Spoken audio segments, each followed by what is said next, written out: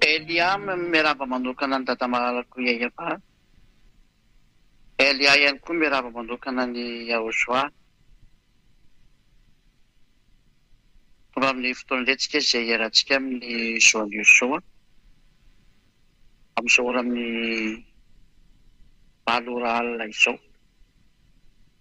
Somary efa mihoatra kely moa lera fa tsy manino ihany koa izany.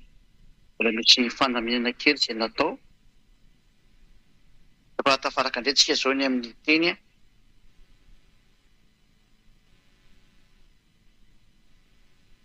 Dia mirary soatsika samy otahiny eo soa azy hitra manaraka. Ary tsy mijanona ny miaino teny Yahozoa. Tainao soa daholo itsika rehetra ny amin'izany rehetra izany ary. Voalohany aloha dia aty aminay zao amin'izao ora zao misy zava-maneno be manenoneny be mihitsy aty. Dia somary manamboatramboatra sofina kely izany nareo aloha. Satria tena tapatapa be mihitsy izy. Efa izany ihany moa izany hoe tsy dia andinisana azy fa tena mafy be ilay zava-maneno olona any ambadika any. Dia mety ho henonareo ihany ilay izy fa tsy avy etỳ aminay aloha ilay izy. Ao mitobitoboka be ilay fitaovana izany.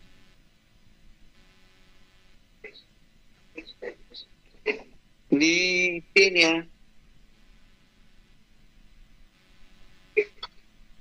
tsy misy sady manoka kely fa zezaka be.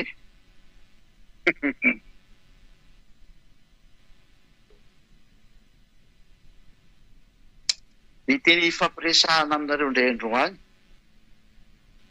ampianarin'ny Elianareo dia ny teny hoe tena avy any amin'ny lanitra marina ve izany Elia izany.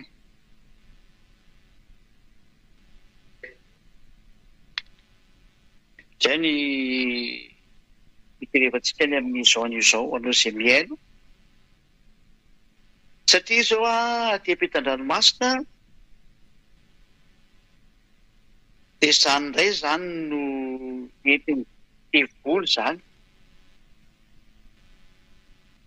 Manakana ny lalan'ny olona. Ary tena vitan'izareo mihitsy moa izany miteny amin'izao hoe vendrina be hono izany izay olona mino izany hoe izany Elia izany dia avy any amin'ny lanitra ka hoe ambasadôran'ny Yahozoa. Hoe ny olona rehetra izay mino an'izany dia vendrina. Fa ny olona rehefa eto ambony tany tsy avy any amin'ny lanitra izany fa olona daholo io. Ary ny entin'izareo anaporofona izay indray moa dia miteny akaiky hoe ahoana ry izy manambady. Fa raha olona avy any amin'ny lanitra izany tokony tsy manambady. Izay indrindra no resantsika izany androany. Somary miafyafy ihany koa izany sofina ilay mitokotoko fa tsy haiko na ino anareo any izany na tsy haino fa tena mitatata be mihitsy ilay izy amin'izao aty aminay ity.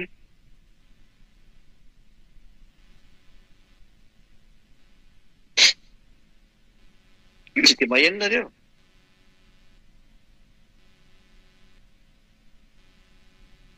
Mahafinaritra izany rehefa tsy maheno nareo fa raha izay aloha dia tena tabataba be. Ndao ary hoentsika amin'izay ary ny teny voalohany indrindra. Inona ny fanamporofonina avy any amin'ny lanitra izany Elia izany. Ho resantsika ao anatin'ny testamenta taloha aloha. Ary ho tsindrintsika ato amin'ny tenin'ilay mpaminany Israelianina farany dia Yahozoa.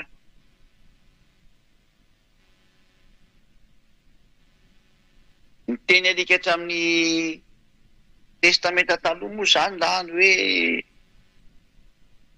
ny teny tany amin'ny tsisy idiran'ny ilay Yahosoapa amin'any farany. Fa ny teny amin'ny testamenta taloha no jerevantsika, ilay fanekena taloha zany dikan'izay. Dia mazava be mihitsy ny fanalanao dia hoe Andriamanitra tsy mihaino ny mpanota. Araka ny boky Nisea toko 150 andin'ny voalohany sy ny faharoa. Manomboka zany ny teny milaza mihitsy ny fanaporofona fa zany Elia zany ambasadorany Yahosoa dia tsy avy ety aminareo mihitsy, fa raha avy ety aminareo izy dia tsy nafaka anareo tamin'ny fahotana. Ny porofo nefa mifafaka amin'ny fahotana ny olona izay miaraka amin'ny Elia dia ianareo izay dazy fa miseho manirana an'izao tontolo izao. Ianareo mihitsy ny vavolombelon'ny fahamarinana, fa tena misy ny fanafana amin'ny fahotana, misy ny afaka amin'ny fahotana ary tena tsy manota intsony.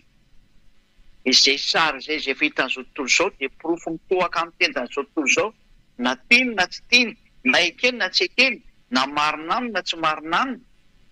Efa misy tokoa ny tsy manota intsony ary tena tsy manao ratsy intsony ary olona parfait.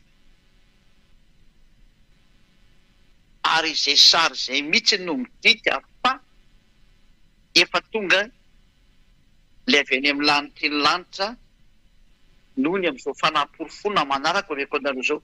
Ka ny bazin'ny fanaporofona zany dia tokana ihany dia ianareo izay daha tsy manao ratsy intsony, ianareo izay daha tsy mety manota intsony, ianareo izay daha lasa parfait tanteraka, perfect hoy ny anglisy. Zany rehetra zany ny fanaporofona ny sovitan'ny Yahosoa, ilay zanaky ny avo indrindra teo mihazo fijaliana, dia entiny Elia ankehitriny amin'ity planeta teranareo ity, hoentina naporofona fa efa tonga mihitsy ny avy any amin'ny lanitra ny lanitra. Dia omenantsika amin'izay mitoko sy andininy. Izay atoko fa 50 andininy voalohany sy ny faharoa. Isaia 59:22. Indro ny tanàny avatsy hoe fa mavonjy, ary ny sofiny tsy lalidalovana fa mahare,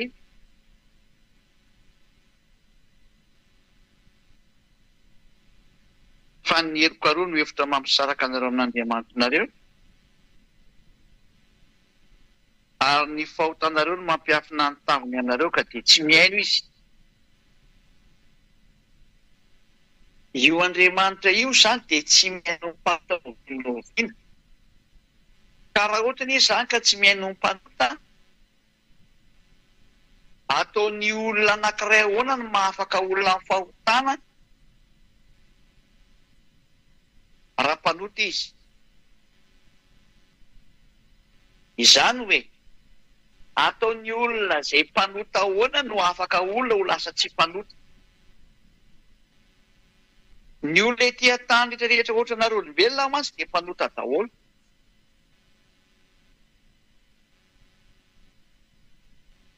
Ary amin'ny mampanota anareo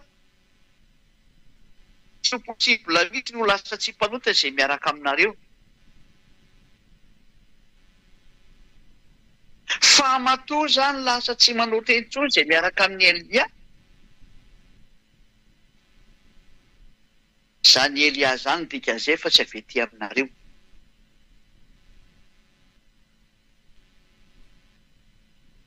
Vakitsika amin'ny bokin'ny Joba toko 14.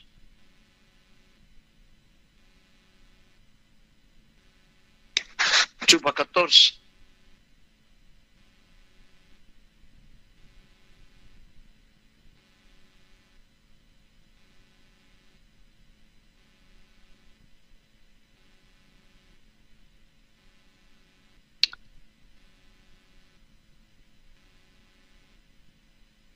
Aiza moa ilay misy an'ilay teny hoe fa tsy tika atao voatily izy. Firy moa lasa hoe tadidiko tary.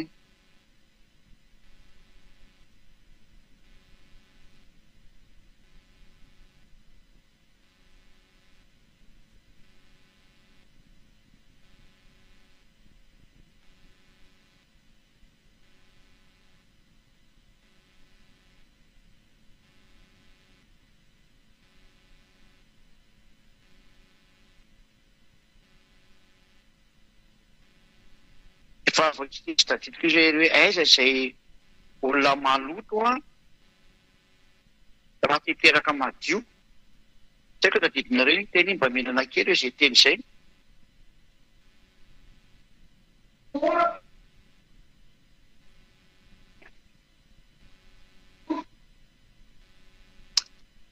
Rehefa atorin'ny mamako mamy mametoko tsy andiny be. Mba firy izy. Ohatrany any amin'ny andininy fafiry amin'ny Jobao. Tadidiko mihitsy izy fa tadidiko lasa 14 tadidiko aleka tena kely tadidiko. Mba firy angamba izy sinoa. Aiza kory izay maloto amboaka madio. Izay mihitsy le sary mipetraka anatin'ilay teny.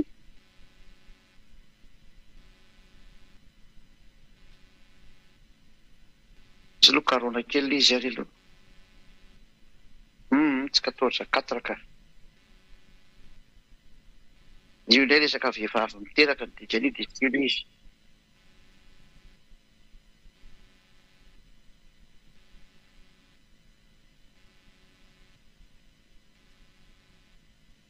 Aiza moa izy? Hoe aiza kory izy izay madio ateraky ny maloto ohatran'izay lehibe.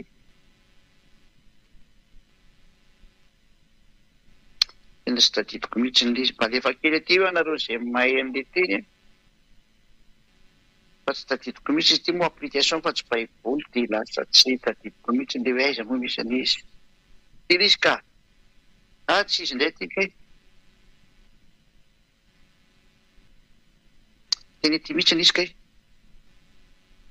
Aiza Job 14:4 ihany izy satria izy fatsafady. Aiza zavatra hafa mihitsy moa kay ny hitako. Job 14:4 ihany izy. Aiza ny misy madio ateraky ny tsy madio. Tsy misy na dia iray akory aza.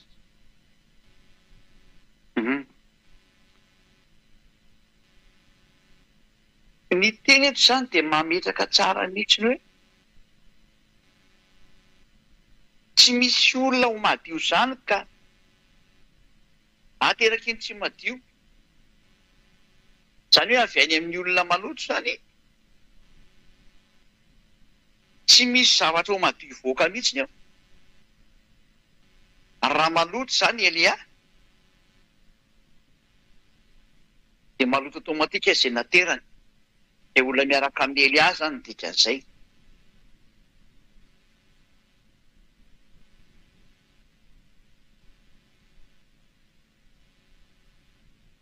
Fa matoa ny olona miaraka amin'ny Elia lasa tsy manota intsony. Matoa ny olona miaraka amin'ny Elia natapatapaka be izany. Matoa ny olona miaraka amin'ny Elia tsy manota intsony.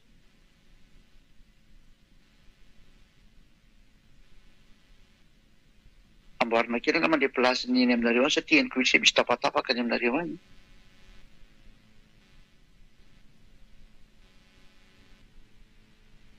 Matoa ny olona miaraka amin'ny Elia tsy manota intsony dia izany Elia izany mihitsy nefa madio ny dikan'izay.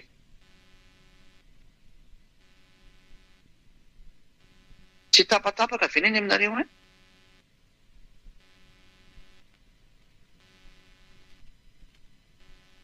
Ay.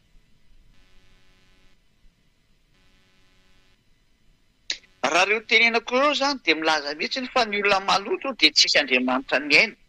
Ary avy any amin'ny olona maloto dia tsy misy zavatra ho madio mihitsy. Ny zavatra misy anefa ny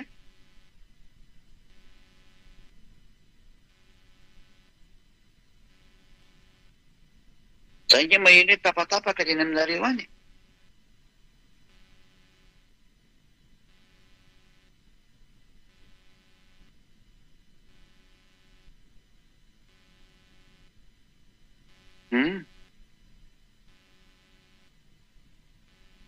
Raha mireo teny anankiroa nameko anareo ireo dia milaza mihitsy tsara fa tsy misy Andriamanitra miaino ny mpanoto. Ka raha tsy miaino ny mpanoto io Andriamanitra io izany ahoana moa izany ny afaka an'ilay olona fahotana ianareo izay daritra rehetra zany mamirana azy tontolo zao izay indrindra no anindriko foana aminareo izay da hoe porofoy fa tena nafany eo soanareo satria miditra makany amin'ny fanoerana amin'ny fomba ahotry zany amin'izay zao tolombelona zao hoe aiza koa ny apossible zany ahoany ianao no mahafaka olona ny fahotana aiza koa mavy any amin'ny lantinantana anao zany ahoany ianao manambady tonga hatrany amin'izany izay le hoe le Andriamanitra mampanota olona teny fa tsy mba ray Andriamanitra tsy mampanota olona ka zay ny vokatry raha Jesosy ka zay ny vokatry raha Jesosy ny Andriamanitra tsy izy natsoina tarena dia tsisy fitafinareo ny famarinana Andriamanitra mampanota zany tsy Andriamanitra miaina dia tonga na miteny hoe aza miaino no teny reny olona izay mivavaka amin'ny Andriamanitra tsy izy mpampanota anazy reny reto olona miteny izany masy dia olona tany amin'ny Andriamanitra tsy izy mivavaka dia rehefa tonga indray zao maheno zao fampianarana marina zao dia naseny marina teny bino no manaiky azy hoe aiza koa misy amazolantilanta zany olona fendra no mino zany eo anekeny fa marina le teny tanareo tsara amin'izany le fomba fampiasana ampiasainy dia volony sain'ny olona ahodiny amin'ny zava-tsisy dikany zay no mahatonga ny ely mampianatra hoe eno tsara foana ny teny ary ny tena mampime mihitsy dia le teny le Andriamanitra tsy izy dia volo miara-miasa aminazy reny no en'olo zareo reny ny fahendrena avy any amin'ireny no arahana eo an'izy mahafantatra fa mpanota ary rehefa mpanota dia avy any amin'ny devoly dia Andriamanitra avy any amin'ny devoly miaraka aminazy iny no enony dia ny fahendrena avy any amin'ny devoly ny enony ny fahalalana avy any amin'ny devoly ny enony fa tsy mba ny fahalalana marina no arahana anjarantsika ny mieritreritra ny teniko izany hoe zany ny fahavoazam-be efa nyteny foana hoe aza mihaino ny teny demony fa rehefa mihaino ny teny devoly dia mivadika devoly ohatranazy vita ve fa tsy afaka ny fahotana ianao hatramin'izay fa Andriamanitra tsy izy mpampanota miaraka aminao io dia ahoana moa zany ny hevitry le Andriamanitra tsy izy mpampanota no arahanao efa fantatra fa mpanota anao hatramin'izay dikan'izany tsisy Andriamanitra niaraka taminao dia ahoana moa le Andriamanitra tsy marina ny arahanao indray no mbola enona indray ny apahana teny avy any aminazy zany le te hoe ny aza mba nisaromany devoly ihany fa zao sarona ny amints'izy itenenako sy nanarako antsika rehetra hoe mamitany ho an'izay resy lahatra rehetra satria maneran-tany moa ny teny dia tsy misy efa-lefako foana ny teny manerana azy tontolo zao fa mazava io teny io ny vavolombelon'ny fahamarinana zany Eliazana dia tsy ampiseho ny herinay sy ny fahefanay dia ny olona hitanareo tsy manota intsony tsy olona ray na olona roa kory no miteny azany na folo na zato amanarivony no miara-manao fanambarana azy vavolombelona amin'ny teny fa tena tsy manota intsony ary tsy manao ratsy intsony ataonao hoana ny amaly an'izany ary tsy hoe koa ny olona manaraka anany anatin'ny lavatranoko ireo olona reo ka hoe fahanako hohanina sakafo izy dia mody manaiky ny teny samy manana ny tranony samy manana ny ataony samy manana ny asany fa samy mitazona ny famaseny ary tena tsy manao ratsy mihitsy ho vavolombelony ahosoafiny famezam-boninahitra ny dadamala iava ireo ny vahoaka an'Andriamanitra manamarina zany fanaporofoana voalohany fa matoa misy ny fanafana fahotana dia ny haino Andriamanitra ny dikan'izay ka rehefa mihaino Andriamanitra dia afaka ny fahotana le olona izay nenony ary tsy me manao ratsy intsony mazava ho azy fa le olona no henony voalohany dia izay mitondra n'io teniny io ary matoa mihaino anazy Andriamanitra dia tsy mpanota intsony io ary raha tsy mpanota intsony io io olona io tsy avy ety an-tany amina avy ety aminareo zany avy any amin'ny lanitra io satria ny lalàna mihitsy no teny fa Andriamanitra tsy mihaino ny mpanota ianareo rehetra izay natera-behivavy ety nefa maloto daholo toy izao ngainao sy natera-behivavy iena nateraky ny vehivavy fa hafa mihitsy ny fandehan'ny Eliazany Eliazany efa nitantanana efa nitantanana izy ary nalovana hatrany am-bola kely izy ary nitehirizina foana izy mandrapahatonga ny andro teny iarahany amin'ny dada Iavasy eo soa navelany ny aina tahaka ny olombelona rehetra rehetra izy fa voafidy izy ary voalary mandrapatonga ny fotoana zay etsona azy amin'izay. Zany ny atao hoe Elia zany. Ary rehefa tonga amin'izay ny fotoana ny etsona azy andovy amin'izay ataovy ny asanao. Dia io izy mitsangana ary zay niaraka taminy dia tsy nanao ratsy intsony, tsy manao teny intsony. Porofo zany fa efa madio io olona io dikan'izay matoa navita nanafaka olona madio. Satria ny lalàna dia miteny hoe aiza kory izay olona maloto ka hiteraka madio. Na hoe aiza koa zay rehetra zay hoe madio ateraky ny tsy madio. Izany teny izany dia manapirofo zany fa matoa afaka ny fahotana ny olona izay miaraka amin'ny Elia ambasa Jehova ny soa. Elia mihitsy ny madio ny voalohany indrindra. Fa raha tsy madio zany Elia zany dia tsy afaka ny fahotana ny olona ary tsy ho lasa tsy ho tonga tsy mpanota ny olona. Ary mbola mpanota foana ny olona raha toa ka tsy madio zany Elia zany. Fa matoa ny olona efa tsy manota intsony, Elia mihitsy ny madio ny dikan'izay. Zay ny fanaporofona voalohany amin'ny testamenta taloha. Hoe matoa afaka ny fahotana ny olona ankehitriny, madio ilay olona. Miaino anazy io Andriamanitra io. Satria ny lalàna dia hoe Andriamanitra tsy mihaino ny mpanota. Matoa nefa ilay olona zany afaka ny fahotana, mihaino anazy Andriamanitra ny dikan'izay. Mihaino an'ilay rano izy ny dikan'izay. Ary matoa mihaino anazy io Andriamanitra io amin'izao fanafana fahotana matanjaka dia matanjaka amin'ity planeta Terre nareo olombelona ity. Tonga eto ilay tsy mahay manota intsony dikan'izay, ilay ny rany dada Iavà malala, Elia no anarany. Naniraka anazy Iavà no anarany. Reo toko sy andiny hitanareo reo, adianinareo reo, ny fanaporofona.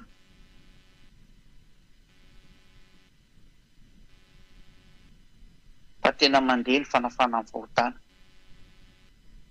Mandeha zany hoe lasa tsy mahay manota intsony izany.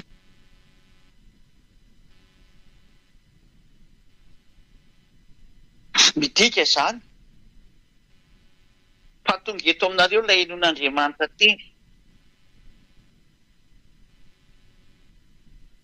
Midika izany. Fa tonga eto aminareo ilay tsy mahay manota intsony. Tonga eto aminareo ilay efa madio.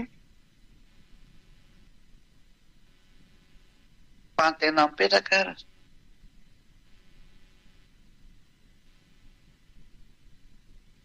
Possible avy ety aminareo ety ambony tany ve dia olona izay. Satria ireo mpitondra fivavahana manerana azy tontolo izao ireo, na iza na avy aiza na tao amin'ny fivavahana inona ny misy azy, na fivavahana inona ny misy azy. Izay karazan'Andriamanitra rehetra natsoiny olona dia mitovy daholo ny patronany. Patron mpampanota daholo. Dia voly Satana zany dikan'izay ny resako io. Tsy nisy olombelona afaka fahotana zany teto naray aza. Fa izao ny fanafahana fahotana vao misy amin'ny alalan'ny Elia. Fa raha ohatra n'izany ka tena nareo olombelona ireo ny hoe mba nisy an'izany atao hoe tsy mpanota zany, efa eny nareo nafaka olona tamin'ny fahotana. Fa matoa ny olona tsisy afaka nareo amin'ny fahotana, mpanota nareo, avy ety an-tany nareo. Ka raha izany Elia zany koa avy ety an-tany ohatra nareo, dia tsy nafaka amin'ny fahotana tahaka an'ireo olona mpitondra fivavahana na avy aiza ohatra ny zareo. Fa matoa Elia navita ny nafaka olona amin'ny fahotana, alasa tsy mpanota intsony izay miaraka aminy, alasa tanteraka. Dia tsy avy ety an-tany zany Elia zany, fa avy any amin'ny lanitry lanitra izy, matoa mihaino azy ny dadany, ary matoa izay miaraka aminy dia tsy manota intsony ary tena afaka amin'ny fahotana. Fa naporifoana zany fa tsy avy ety aminareo izy. Ray izay teny izay. Niporifontsika eo amin'ny testamenta taloha ilay izy. Fa naporofona faharoa indray. Ho porifontsika amin'ny tenin'ilay mpaminany farany. Yahoshua no anarany. Ahoana indray ny tenin'ilay mpaminany farany Israelianina? Satria mpaminany Israelianina no nareo teny. Io le fampianarana mandeha foana amin'izao tsika miteny izao. Araka ny Deutéronomia 18:15 hoe mpaminany Israelianina no nareo, ary Yahoshua dia mpaminany Israelianina. Deutéronomia 18:15. Ahoana no fipetraka an'izany teny izany? Hoe io teny mpaminany. Ary ilay mpaminany farany izay atao Yahoshua, ilay mpaminany farany Israelianina, izay ndao jerevantsika indray ny teniny. Dia izao ny tenin'io Yahoshua io hoe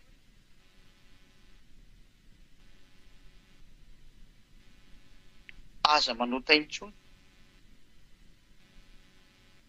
Ny tanjona izany dia ho lasa tsy mpanota ny olona. Fa raha mbola mpanota ny olona dia tsy izy izay, tsy miaraka aminy izay. Araka ny boky arikatra amin'ny Matthieu, tsy Matthieu moa fa John ilay izy. John 8:11. Araka ny efa haitsika sy fahafantatsika. Ary hoy izy, tsy misy tompo. Dia hoy Yahoshua taminy, izaho koa tsy manameloka anao mandehana, ary amin'izao tsisy izao dia aza manota intsony. Araka ny John 9:9-20. Hoe aza manota intsony ianao. Izay zany tenin'io Yahoshua io. Tsy n'existe teto amin'ity planeta Terre ty mihitsy io taoriana na tsy naterotry ny any Yahoshua sy ny apôstôly. Rava zany teny zany. Tsy n'existe intsony zany. Tsy nisy olombelona navita natateraka an'io teny io, na iray aza. Afa-tsy Eliary ihany. Eliary ihany navita natateraka an'io teny io aza manota intsony. Fanapolo foana faharoa. Fa tsy avy ety an-tany avy ety aminareo ity zany Eliary zany fa avy any amin'ny lanity izy. Aty navita natateraka an'io teny izy hoe aza manota intsony. Ny olombelona rehetra izay ety an-tany nateraka ny vehivavy tahaka anareo ety an-tany, dia mitovy lenta sy kilasy anareo, tsisy afaka amin'ny fahotana anareo aza. Eliary kosany dia niaraka taminy afaka amin'ny fahotana. Izany hoe koa zany nateraky ny vehivavy nefa ny maloto e. Ny resahana eto nateraky ny vehivavy dia eo tsy nafaka tamin'ny fahotana. Tsy afaka tamin'ny fahotana izy. Fa Eliary tena afaka tamin'ny fahotana sady nafaka tamin'ny fahotana. Satria tsy avy ety aminareo izy fa avy any amin'ny Yahoshua, avy any amin'ny lanity izy. Ahoana ny fanaporofona aminareo ataon'ny Eliary fa avy any amin'ny lanity izy. Izao no nalàna navoaka an'io Yahoshua mpaminany farany. Azo romenany alika izay masina. Vaketrika indray izay tenyizay araka hatria any amin'ny boky Matthieu 7.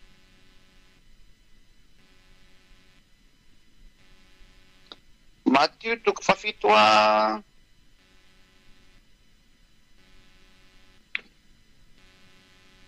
aiza misy andininy faheniny. Matthieu 7:6. Aza omena ny alika ny zavatra masina.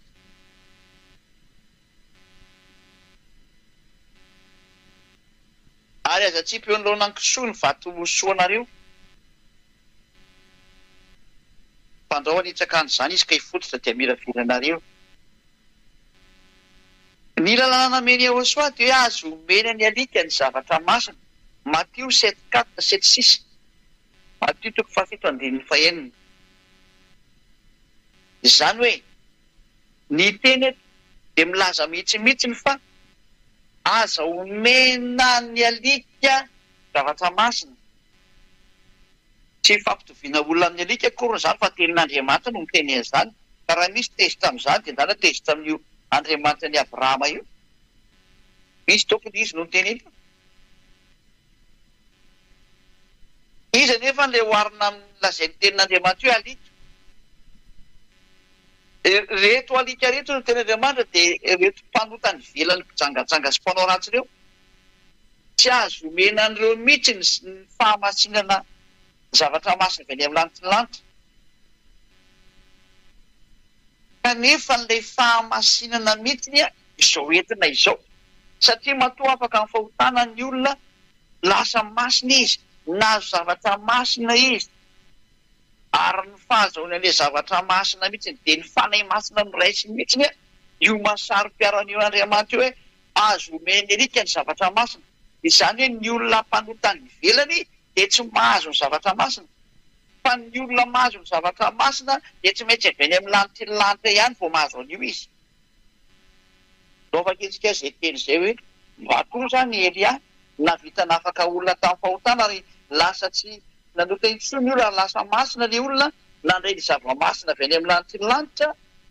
Elia mihitsy ny avy any amin'ny lanitra ny lanitra ny dikan'izany matoa ny zavatra avy any amin'ny lanitra ny lanitra manaraka anazy. Dia ny fanahy masina manala olona fahotana.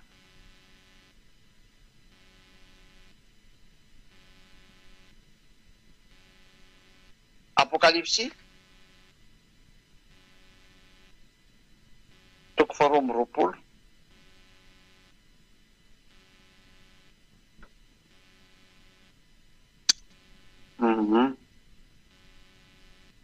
Verset 15.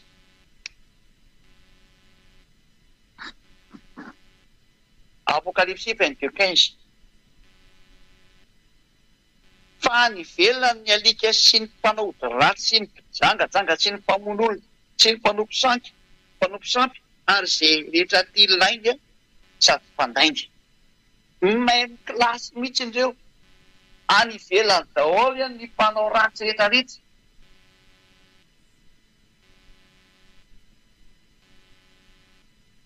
Any ivelan'ny fanjakan'Andriamanitra. Araka ny teny alika ny Apokalipsy 21:27 hoe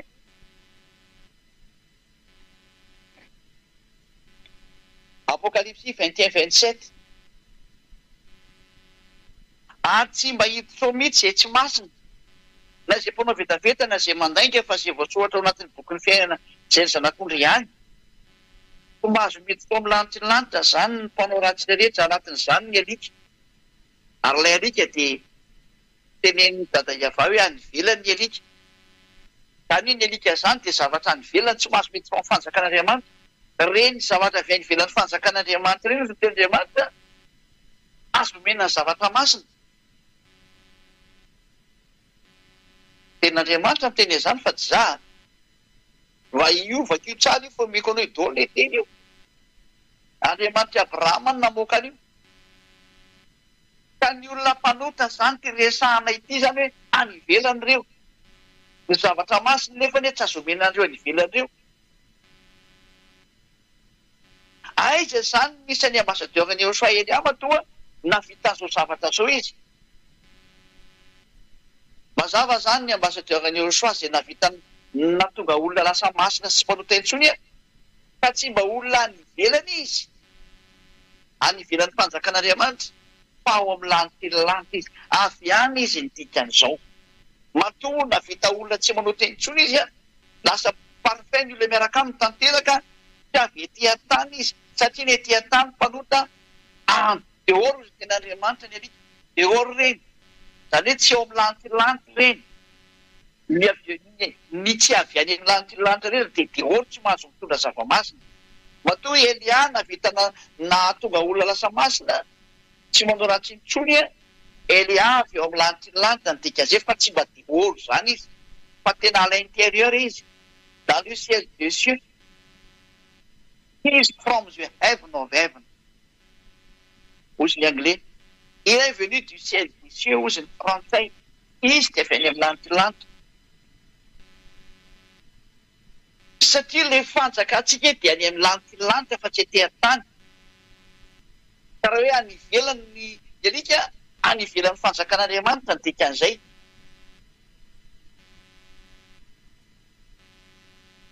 Ny fanjakako nefa noho izay Joshua dia tsy ety amin'izao tontolo izao fa ny fanjakantsika dia any amin'ny lanitra ny lanitra. Hoe afaka itsika izay teny izay hoe ny fanjakantsika dia any amin'ny lanitra ny lanitra. Azo kakakely an'izay indray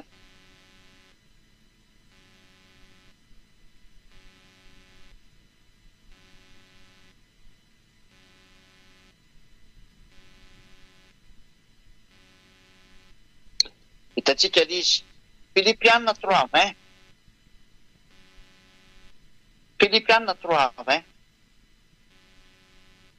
Fa ny fanjakantsika ety any an-danitra io zany eo any amin'ny lanitry lanitra ary ihany koa no endrika tsika mpamonjy dia Osoatombo. Mazava be zany fa le hoe any ivelany dia any ivelan'ny lanitry lanitra ny dikan'izay. Ianareo avy ety an-tany reo zany resahany zany hoe ilay lazaina fe any ivelany alika zany dia olona ny ivelan'ny fanjakan'Andriamanitra tsy any amin'ny lanitry lanitra izy. Izay tsy avy any amin'ny lanitry lanitra rehetra zany resahana zany. Nareo olombelona kely ety an-tany zany tenenina amin'izany resaka zany. Zany mahatonga nareo tsy mahafaka fahotana olona io. Tsy afaka fahotana amin'ny olona mihitsy nareo satria nareo avy ety an-tany. Filipiana 3:20. Ianareo izay avy ety an-tany dia tsy afaka olona fahotana zany no oviana no oviana. Ary zany mahatonga nareo tsy navita nafaka olona fahotana. Satria nareo any ivelany lanitry lanitra nareo. Fa rehefa tonga amin'izay ilay avy any amin'ny lanitry lanitra, nanaraka anazy ny zavatra avy any amin'ny lanitry lanitra mahafaka amin'ny fahotana dia ny fanahy masina izay resana anareo. Dia io ny olona fa tsy mahay manao ratsy intsony tokoa, ary tena tsy navita manao ratsy intsony. Ary sambatra izay tafaraka amin'ny Eliazo fa tena tsy mahay manao ratsy intsony izy. Izao teny izao ny fanaporofona fa i Elia zany dia ao amin'ny lanitry lanitra izy, avy tany amin'ny lanitry lanitra izy. Satria ny ao amin'ny lanitry lanitra no manana ny zava-masina, ary izay avy eo amin'ny lanitry lanitra no manana ny zava-masina. Ary ny zava-masina miaraka amin'izany Elia zany avy any amin'ny lanitry lanitra dia ny fanahy masina izay natonga an'ireo tsy manota intsony. Ary rehefa tsy manota intsony ny olona, tanteraka mihitsy ilay teny hoe any amin'ny lanitry lanitra ny olona anankiray. Tafapetraka any amin'ny lanitry lanitra koa iny zany. Araka ny tenin'Andriamanitra hitantsika hoe fa ny fanjakatsisy dia ny amin'ny lanitry lanitra. Mazava zany fa Elia matoa nafaka olona fahotana dia tsy avy ety an-tany fa avy any amin'ny lanitry lanitra. Mazava be io teny io. Dia tsy mba avy ety an-tany avy ety aminareo. Fa raha zany dia tsy mahazo mitondra an'izao fanafana fahotana zao koa izy. Tahaka anareo hatramin'izay tsisy nafaka tamin'ny fahotana. Fa raha voalasa ny apôstôly maty dia tsisy intsony ny fanafana fahotana. Zava-doza no nataonareo olombelona. Novainareo ny anarana marina. Zavatra hafa no tomponareo. Andriamanitra tsisy daholo no tomponareo. Mpiara-mamindra amin'ny devoly no tomponareo. Io ny zava-doza nahazo anareo io. Noho izany fanaporofona mazava be izay teny izay matoa afaka amin'ny fahotana zany ny olona miaraka amin'ny Elia. Dia tsy olombelona tahaka anareo izy dikan'izany fa avy any amin'ny lanitry lanitra. Satria ny avy any amin'ny lanitry lanitra ihany no mahazo ny zava-tsoa avy eo amin'ny lanitry lanitra. Satria hoe azo omeny any alika izay zavatra masina. Ka ny zavatra mahafaka amin'ny fahotana zany, zavatra avy any amin'ny lanitry lanitra zany dia ny fanahy masina. Tsy azo ny olona ety an-tany zany. Hoe hoentin'ny olona ety an-tany zany fanahy masina zany. Aiza koa ny ampitombona an'izany. Fanahy masina be avy any amin'ny lanitry lanitra dia ny olombelona kely io dia hitondra azy. Aiza ny apety an'izany aminao? Ianao manoto dia ny zavatra hoentinao masina be io dia aiza ny apety an'izany? Ny fanahy masina ngeika zava-boary afaka miresaka sy miteny. Ary ireo mihitsy manao ny fanafana amin'ny fahotana io no nibaiko ny eo asoany azy amin'izy mitary-dalana ho amin'ny marina. Dia izay no mahatonga ny olona tsy manota intsony. Ary zany fanahy masina zany dia avy any amin'ny lanitry lanitra zany. Rela hoe azo omeny alika zavatra masina. Izay miaraka amin'ny fanahy masina io zany zavatra avy any daholo vao mahazo mety io. Dia izay no mahatonga ny Elia hoe avy any Elia matoa miaraka amin'ny fanahy masina izay mandala amin'ny fahotana. Ary izay no fanaporofona fa avy any mihitsy ny Elia satria io fanahy masina io no mahatonga ny olona tsy manota intsony. Ary io fanahy masina io mahatonga ny olona tsy mahay manao ratsy intsony lasa parfait. Ary zany ny fanaporofona mipoaka amin'ny tendany olona. Fa tsy azo nolavina intsony zany. Devoly sisa ny mandahany zany ko izay mahadevoly ny devoly. Fa izay izy dia tsy atao hoe devoly. Izy tsy mety mamaly foana izy. Fa saingy tsy azo toerana kosa io ny olona fa afaka amin'ny fahotana. Efa lasa tsy namana intsony efa tonga ny ilany amin'ny lanitry lanitra. Izany no midika. Fa tonga dia avy any amin'ny lanitry lanitra. Io izy io hitanareo io ny sariny. Za izay miteny io. Elia io. fahatelo zany zay fa ny tena mipetraka farany am'izay efa mazava aloha zany iny eny fahafahana ny fahotana no pirofo fa tsy ave tia-tany Elia fa avy any amin'ny lanitry izy fa tsy maintsy nalefa olombelona izy mba hamonjy anareo tahaka nataony Yehosoa satria tsy maintsy hiara-monina aminareo olombelona izy tahaka ny Yehosoa koa izay zoko malalany dia tsy maintsy natao olombelona izy nateraka ny vehivavy koa izy tahaka ny Yehosoa fa ny tena mipetraka manino izy ny manambady valy teny omeko anao Yehosoa tsy manambady satria izy tsy tia hanambady fa tsy misy lalana mihitsy miteny fa tsy mahazo manambady Yehosoa raha tonga taty fa izy mihitsy tsy tia hanambady satria tsy tiany zany ary tsy mety aminazy idirany Elia zany fa nahazo voninahitra ho azy manak'izay fa ny lalànany Yehosoa mihitsy dia tsisy miteny mihitsy aza manambady zany ny lehilahy zao ny lalàna ny dada Iava noho izany ny lehilahy dia andao ny rainy sy ny reniny ka hikamana ny vadiny ary lasa nofiray izy roa tsy misy Yehosoa nandravan'izany teny zany mihitsy eo raha vato ty teny tariha fanamboarana anareo ty fa raha zany dia efa tsisy manambady tsony ny olona ino nge mbola manambady tsy nandravany didiny dada Iava mihitsy zany Yehosoa zany tamin'ny famoronana anareo fa navela hiteraka ny olona ary mbola mitoy zany mandrakandroany mbola tsy namoaka didy mihitsy ny Yehosoa aza miteraka tsony nareo olombelona fa aoka tsy hivaty tsony lasy ny vavy tsisy nanao an'izany mihitsy noho izany ho an'ireo izay milaza fa manino ny Elia manambady ianao ke zany manohitra lalàn'Andriamanitra fototra mihitsy zay nge nateraka olombelona koa Elia nge natao olombelona tahaka ny Yehosoa izay le tonga nateny hoe izy ny tsy tia hanambady ny amin'ny momba anazy manokana dia tsy idirany Elia mihitsy zany fa raha ohatra ny Yehosoa zany ka mba tia hanambady tety avy natao tsara mihitsy zany fa zany efa milaza fa izy tsy nanambady izy ary marina zany inona ny antony izy ny tsy tia hanambady satria tsy te hianambady fotsiny zao izy zay ny tiany zay ny mety aminazy fa tsy afaka hiditra amin'ny momba ny Yehosoa manokana mihitsy fa raha ny lalànany Yehosoa dia tsy nanova ny teny ny dadany mihitsy izy Iavano anarana dada Iavano ny teny hoe manambady nareo mba hiteraka nareo afaka manambady mihitsy ny olona fa napetraka Yehosoa kosany hoe aoka ny lehilahy ray ho vadiny vehivavy ray ary aoka ny vehivavy ray ho vadiny lehilahy anankiray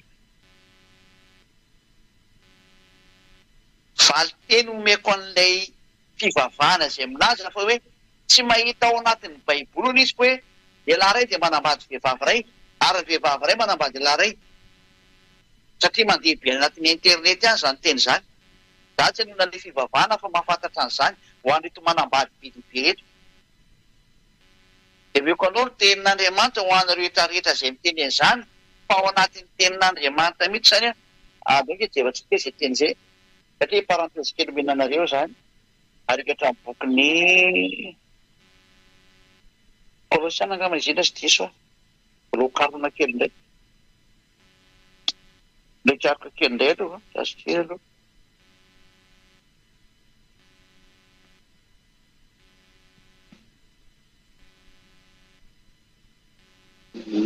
zazy aloha tena tsy efako misy tsy tany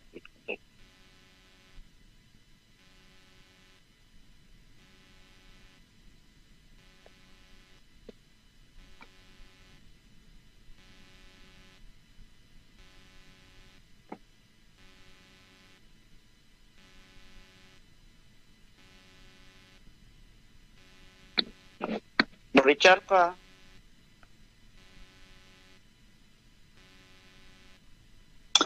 Koritianina voalohany moa fa tsy Koritianina voalohany 7:2 Koritianina voalohany 7:2 dia amin'ny teny frantsay toutefois pour éviter l'impudicité zany hoe mba hialana amin'ny fijangajangana zany que chacun ait sa femme que chacun ait sa femme Cela veut dire que un homme, un mari, doit seulement avoir une femme. Zany hoe lehilahy ray manambady vehivavy ray. Et que chaque femme ait son mari. Donc une femme doit se marier avec un seul mari, un seul homme. Voilà la loi du mariage. Ka valy teny omeny anareo rehetra zay minazy hoe aiza misy minazy ao anatin'ny soratra masina fa hoe lehilahy anankiray dia manambady vehivavy ray fa tsy maintsy manambady vehivavy be dehibe ny lehilahy. Non. Lehilahy ray manambady vehivavy ray. Io izy io. Korinthianina voalohany toko 7 dia 2. Io zany avakeo. Lalàna ny Yahoshua, le dernier prophète.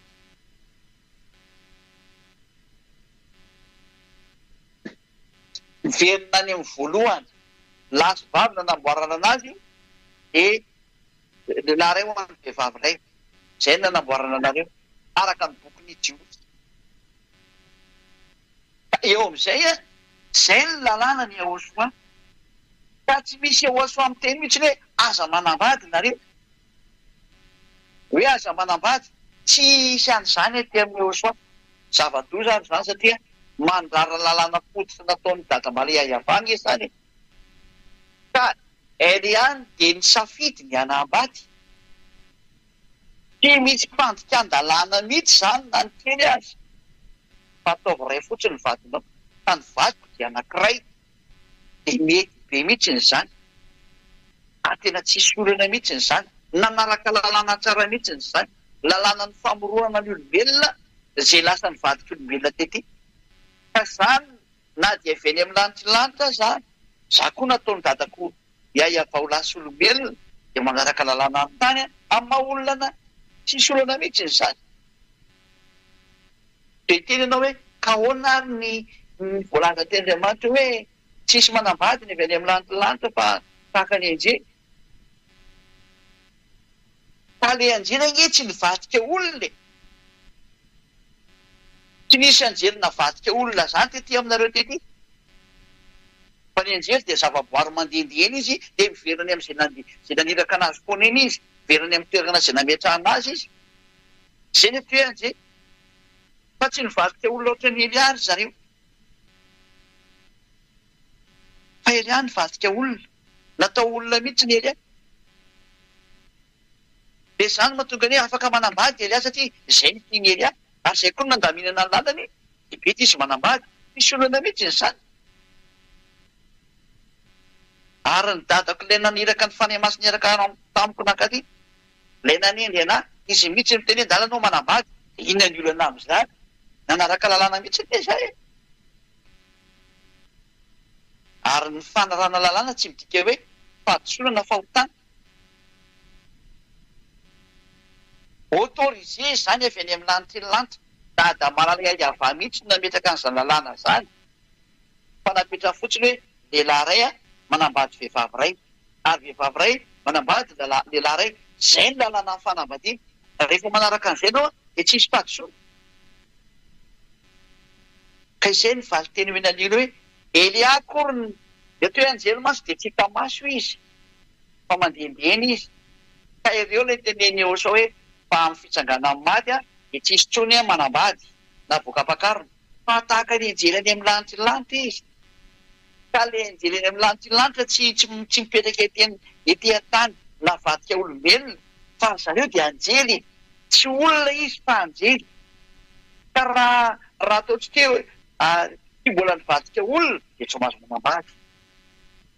Raha Elia zany tsy mbola nivadika olombelona ohatran'izao hitanareo izao hoe mihinam-bary miaraka ohatrany miara mandeha amin'ireo ambony tomobily hita maso miresaka azo resitahana. Raha ohatran'izay ny Elia ka tsy mbola misy ohatran'ny olombelona tahaka an'izao nateraky ny vehivavy dia izay natao hoe tsy mahazo manambady izy. Tsy mahazo manambady izy satria tsy mbola nivadika olona. Fa lasa kilasy mitovy amin'ireo anjely ireo. Dia ny anjely tsy mahazo manambady.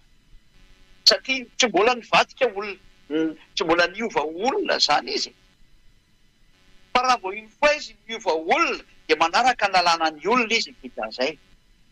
Ka ahy efa lasa natao olona dia manaraka lalàna ny olona izy dia afaka manambady izy araka ny safidiny. Ka ny nandefa nanambady dia ny dadako dia iava ary ny zoko eto Iahosoa teny hoe dala no manambady fa izay ny mety aminao dia nanambady Elia ary tsisy lalàna manohitra an'izany. Afaka antsika hoe fataka ny anjely any amin'ny lanitra izy aloha.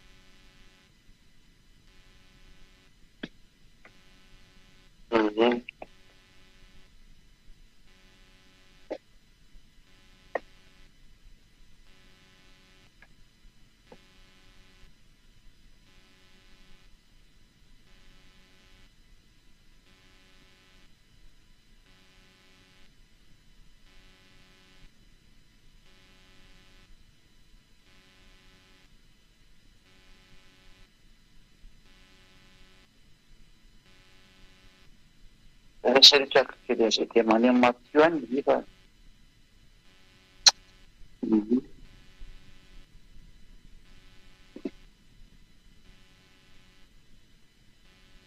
Matthieu 22:30. Matthieu 22:30.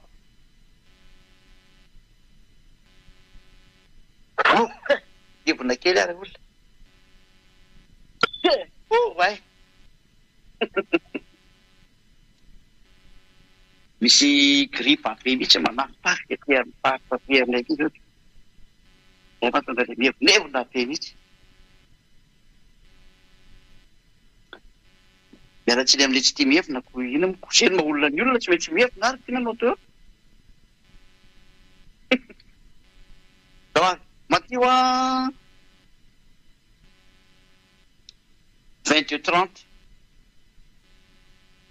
Fa amin'ny fitsanganany maty dia tsy misy afakavady na voaka-piakarana fa ho tahaka ny anjelany amin'ny lanitra lanitra izy. Anjely ny lanitra zany. Fa ny anjely izay tsy nivadika olona, mbola tsy niova ho olona, reny tsy manambady reny. Zany hoe raha mbola any amin'ny lanitra lanitra anao zany ka tsy nivadika olombelon'ny rano anankiety dia tsy mahazo mivadika olona tokoa ianao zany. Satria tsy mbola navadika olona dia tsy mahazo manambady. Fa izay efa nirana ka novaina ho olona ety aminareo ety mahazo manambady mihitsy. Fa lalàna zany afaka manambady izy. Zay no tonga nateny hoe raha Iahosoa ange nanambady tsisy lalàna manohitra an'izany fa izy tsy tenao an'izany ary izy tsy natao izy zany tsy vonany andeha amin'izany satria tsy mety aminazy izy. Ka izay moa zany no momba anazy tsy hidirako mihitsy zany fa amampamorona anazy izay tiany io. Fa raha ohatra izy nakavady tsy olana aminazy koa zany, tsy manohitra lalàna izy. Fa Elia natao olona, efa lasa olona Elia, nateraka olona izy, miaina ohatra ny olona izy. Tonga manambady izy dikan'izay. Rehefa afaka manambady izy inona ny olana aminao amin'izay. Eto anateny lalàna izy ateny miteny fa tsy mahazo manambady Elia. Lalàna izy atao fanjakana masina atao amin'ny Iahosoa. Tsy misy an'izany ato. Afaka manambady tsara mihitsy izy. Ary tena mahazo mihitsy izy fa tsisy lalàna manohitra an'izany. Ka izay zany nivaly teny amin'ilay ianao miteny hoe ahoana moa anao manambady? Raha avy any amin'ny lanitra lanitra anao koa ianao manambady. Tsisy lalàna manohitra an'izany mihitsy eo amin'ny Iahosoa fa mety be ary zany. Satria ny lalàna ny dada Iavady hoe manambady ny lehilahy misaraka amin'ny ray aman-dreny dia manambady izy. Lalàna tsy maintsy atao zany raha lehilahy ianao.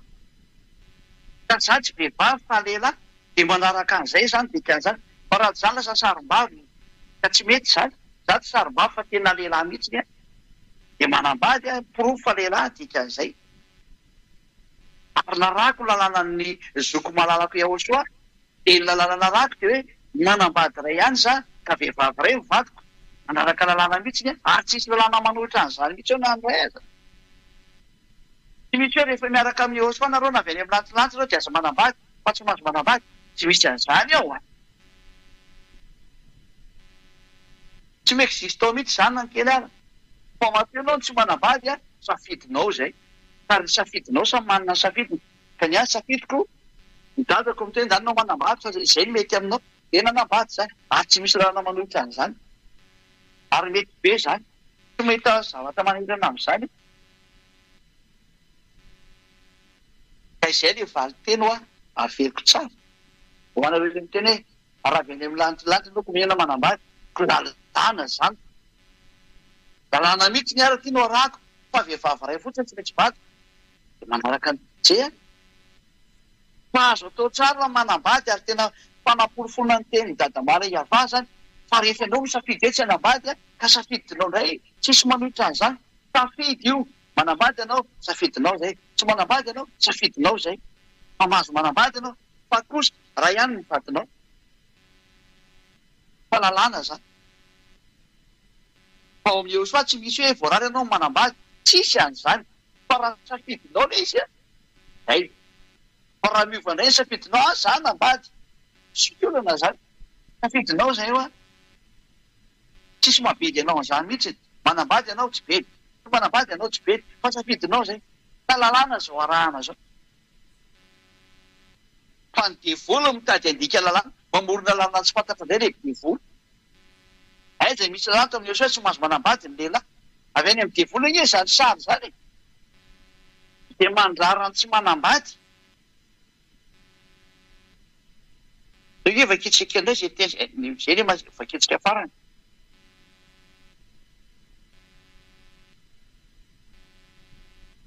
traka kely am'izay aloha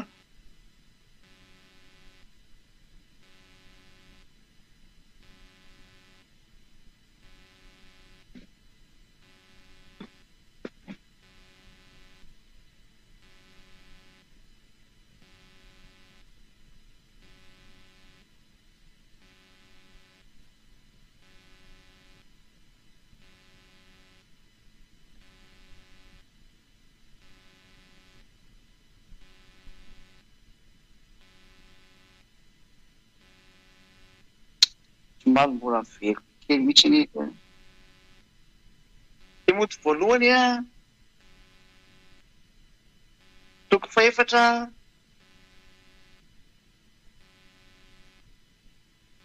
lasony hoe anao vetsikely le ana teo misy ny tenina mafisikety a timoty voalohany toko fatelo a andiny faharoa ambiny folo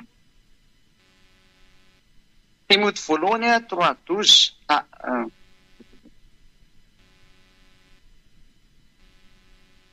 timoty voalohany 4:3 zafady indrindra timoty voalohany 4:3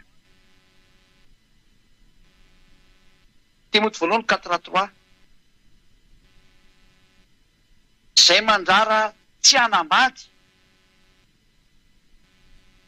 anao mavaketsika misy ny andininy voalohany sy ny faharoa e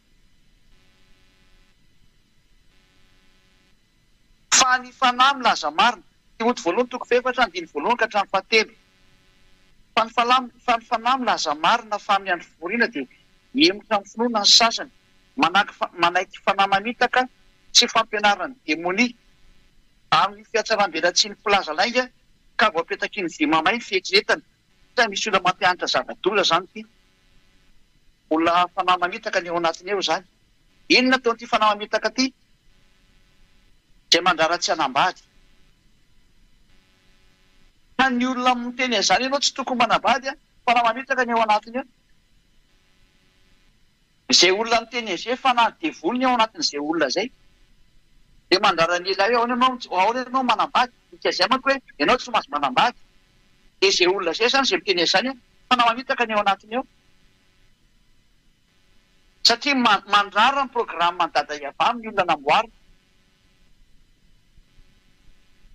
ka rehefa nisy olona ny programme ny dada iavà ho tonga olombelo ary lasa lehilahy de mahazo manambady izy fa ny mandrara ny lehilahy anankiray tianambady de olona fanahy mamitaka ny anatin'izay olona mandrara zay ka mieritreretana zany zay manao zay hevitra zay rehetrarehetra fa vao mety tena mahdivolo be anao zany mahazo manambady tsara zany Elia zany lalàna mihitsy ny zany ary manaraka an'izany tsara mihitsy fa kosany a manambady tokana lalàna zay. Dia izay ny namaranako ny teniko antsika rehetra koa mirary soana rehetrarehetra eto amin'ity planeta terre nareo ity, aza manaiky fampianarana demonitso sy oletiny demoni fa manarany Eliany zay. Mazava aminareo zava-drehetra zao alefa ny devoly taolo ny hevitra rehetra zao dia mandeha ho azy fotsiny mivavaka. Izy aminazy fa raha avy any amin'ny lantilanty Elia dia tsy afaka manambady izy rehefa ety. Eliany efa lasa olombelona fa raha tsy mivadika olombelona kosa ny Elia dia tsy mety zay hevitra zay. Fa raha vao lasa olombelona izy a dia tsy maintsy manaraka ny lalàna ny maha olona anazy izy. Fa lalàna zany raha avy any amin'ny dada malala iahy avany lalàna amin'ny maha olona ny olona dia tsy maintsy arahana zay. Ny tsy fanarahana zay kosa dia mety. Fa raha ianao indray no misafidy hoe za tsy hanambady a, indray safidinao iny fa tsisy mandrara safidinao am'izay. Safidy ohatra Jehosoa, safidy ny tsy hanambady, tsisy mandrarana azy amin'izany mihitsy. Fa raha nanambady ary izy dia tsisy mandrarana azy mihitsy anao zay kosa hoe lalàna ny dada iavany manambady. Fa saingy izy moa efa lasa nandeha Jehosoa tiako tenenina. Manjara ny Elia amin'izay zao mandeha.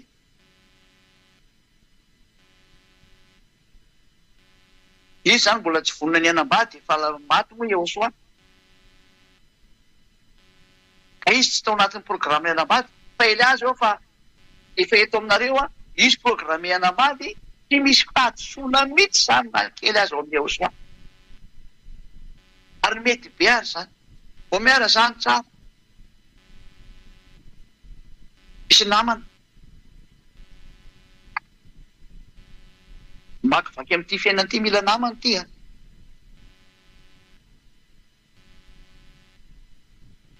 Ka tsy olana mihitsy zany, tsy mandika lalàna mihitsy zany na ny kely azy. Zay nga manonteny tamin'ny fampianarana. Ataontsika larana fahenina zany fampianarana androany. Larana fadimy ty dia ty atao larana fahenina ty ilaina ty fampianarana lepanareo androany ty a. Ilaina izao tontolo zao. Satria vao manomboka mamaly zay ty ampitan-dranomasina. Efa voadona amin'ilay fampianarana marina zareo dia efa manomboka miteny zavatra tsy fiteny amin'izay. Fa ny eo ny resy lahatra, ny tsy resy lahatra, tsy resy lahatra dia hitantsika ihany toy any. Fa Elia tsy maintsy mikaroka na dia iray fotsiny ihany moa efa mahafaly any dadako iahy avà zay. Dia miraso antsika samy tena soary tonga hafa daholo raha pitso. Mamonjy ny fivoriam-bavaka.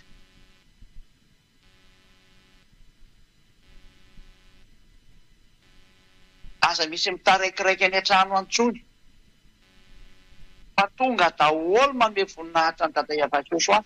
Mamonjy ny fivoriam-bavaka amin'izay any amin'ny fiangonana. Fiangonan'i Jehosoa izay misy any Elia ambassadeur-n'i Jehosoa. Tadiavo izay Elia zay ambassadeur-n'i Jehosoa. Dia miraso antsika samy tena Jehosoa ary hivavakantsika. Sotra betsaka dada malay avao. Sotra betsaka ny amin'izany teninao zany. Ny amin'izany fampianarana nomenao zany. Fampahafantarana an'izao tontolo izao ny fahamarinana avy any aminao. Dia ny fototra avy any aminao. Dada malay avao. Jehosoa malalako. Ny tany izay rehetra nampianariko izay nambarako ny ianao. Ary dia maneho ny voninahitro ny amin'ny teny. Maneho ny hasoavanao ny amin'ny teny. Ary izay rehetra nampianariko dia hamonjenao olona, hamonjenao fanan'olona, hoentina ho any aminao dada malay avao, ho valiny raha ny Jehosoa. Sotra betsaka Jehosoa malala fa avy any aminao daholo zao zahatra rehetra soeniko. Sotra betsaka. Ka io ny olona mba ho tonga soa any aminao, ho any amin'ny lanitra. Ary vonjeo izay rehetra mitady fanafana sy famonjena dada malay avao, ho anao amin'ny voninahitra mandrakizay. Amin'ny anaranao Jehosoa anao izany vavaka rehetrarehetra zany. Halleluja. Amen. Dia miraso antsika rehetra samy teny Jehosoa ho amin'ny fahafiarahantsika ho amin'ny raha-pitro indray. Teny Jehosoa daholo. Mandra-peo nandray azy.